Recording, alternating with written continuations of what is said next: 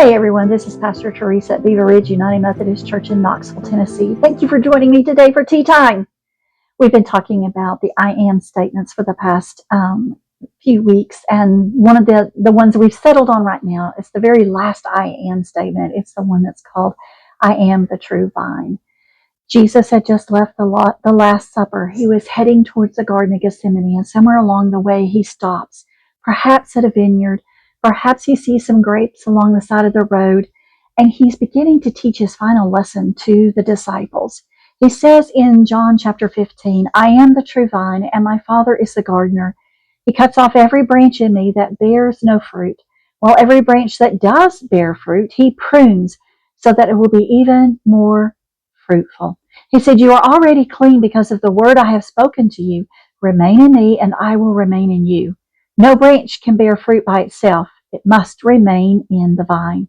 And neither can you bear fruit unless you remain in me. It's a beautiful illustration taking nature, creation, and showing us how our relationship with God is. God is the master gardener. Jesus is the vine. We are attached to the vine. In Psalm 80, it talks about a time when Israel called itself the vine, but it wasn't faithful. And so God sends his son into the world. And now the illustration for all of us is that Jesus is the vine and we are the branches. Kind of like this little Charlie Brown tree. Here it is with the vine right here and the branches. But sometimes we're not really attached. We might be more like Spanish moss. This is some moss right here that someone had given to me. You've seen Spanish moss hanging in the oak trees when you go towards the coastal areas. It's not attached to the branches or to the vine. It just is hanging there, and you can just reach up and pull it down. It looks like it ought to be a part of the tree, but it simply is not. Some of us, we hang out with the branches or we hang out with the vine, but we're not attached.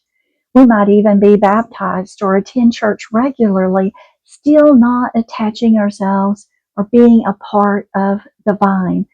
Jesus says he wants us to be the branches. He draw our nourishment from him as the vine. So once we are living in Jesus, once we're attached to Jesus, we're in this authentic personal relationship, what happens?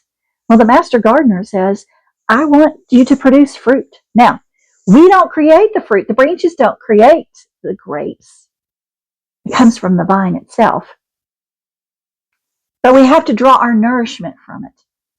So sometimes on a vine, you get something called little suckers that grow in the nooks and crannies, like from the vine to on the middle there to the branch.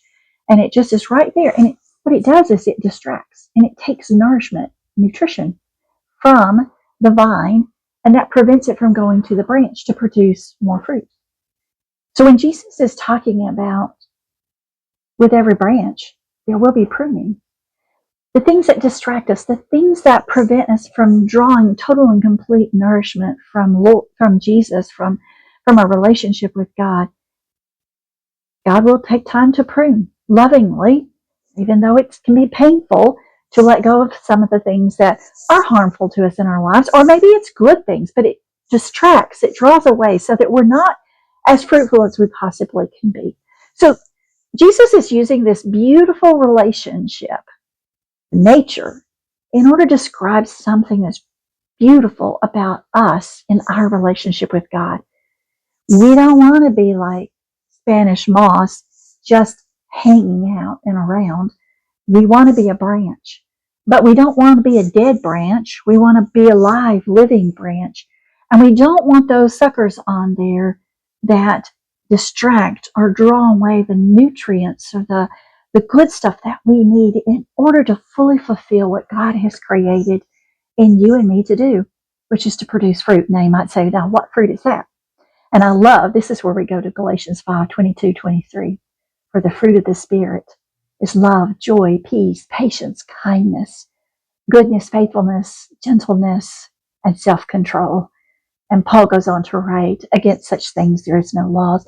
And what you notice in that list, that is the characteristics of who Jesus Christ is. And if we are created in God's image, it's the fruit that we produce too. When others see that we can be kind and gentle and self-controlled and all that other fruit, they see who God is and can respond to that fruit and come to believe and be a branch that produces fruit itself. I hope I see you soon at Beaver Ridge. You are deeply and dearly loved, and thank you for joining me for Tea Time on this Tuesday.